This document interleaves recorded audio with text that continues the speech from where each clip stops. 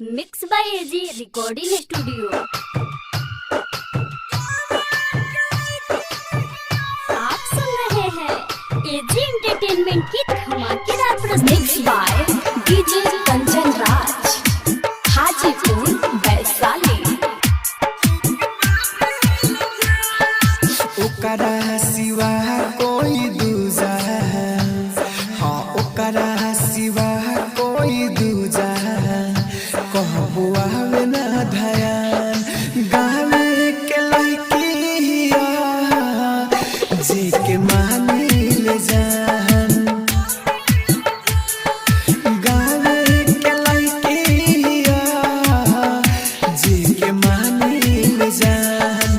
ओकरा सिवा कोई दूजा कहबो आवे ना धयान। गावे के लड़किया जे के मानी ले जान, हाँ गावे के लड़किया जे के मानी ले जान। Mix by AG recording studio.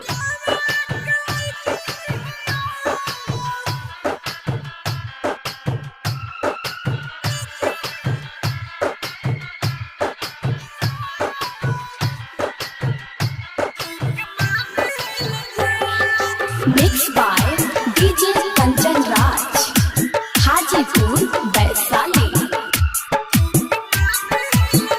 ओकर से नाता बा जन्म जन्म के हो,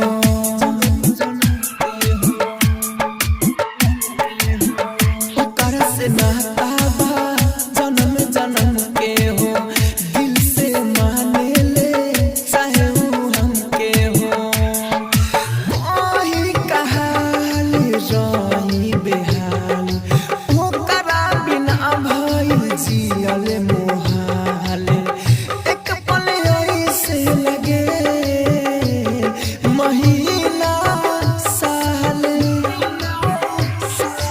ओकरे का करी बड़ाई, ओकरे का करी बड़ाई।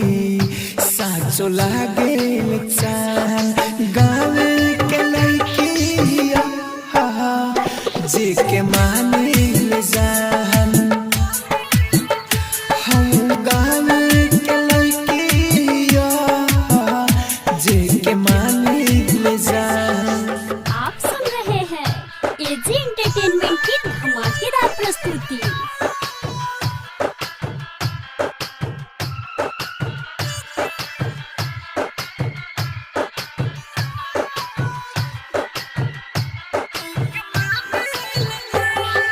Mix by DJ Kanchan Raj, Hajipur Vaishali. हमारा बिना वो रह नहीं पावेले,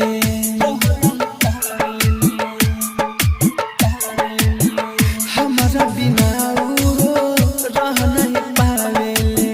चोरी चुपे घरवा से मिले रोज आवेले। साचे बाबा के छुट्टी नहीं साथ, सपनों में सजल बा डोली बारात। कोइल से वादा हो हथवा में धाई के हाथे। लकी अनिल सनदी, हाँ लकी अनिल सनदी दिया राहुल के साथ। गावे के लड़की